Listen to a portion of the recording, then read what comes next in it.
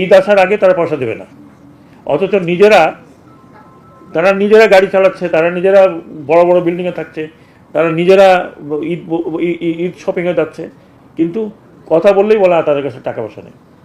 তো সরকার তো এই টাকা দেবে না। সরকার তো ফ্যাক্টরি এতদিন ফুর্তি করেছেন, এখন ব্যাংক তাকে পয়সা না দিলে সেটা কি গভর্নমেন্ট তাকে পয়সা দিবে? আমরা দিব না। আমরা বলেছি শ্রমিকদের পাওনা 27 তারিখের মধ্যে যদি না দেয় তাহলে তাদের বিরুদ্ধে যা করার ওটা আমরা করব। I am not going to listen to anybody, already decision made.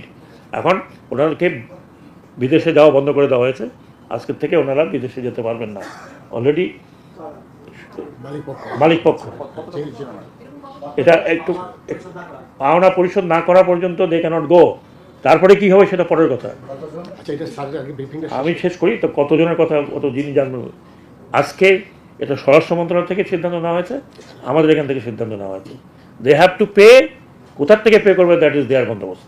গাড়ি বিক্রি করো, না বাড়ি বিক্রি করো, না জমি বিক্রি করো, কোনো শ্রমিকের বেতন খালি রাখতে পারবে না।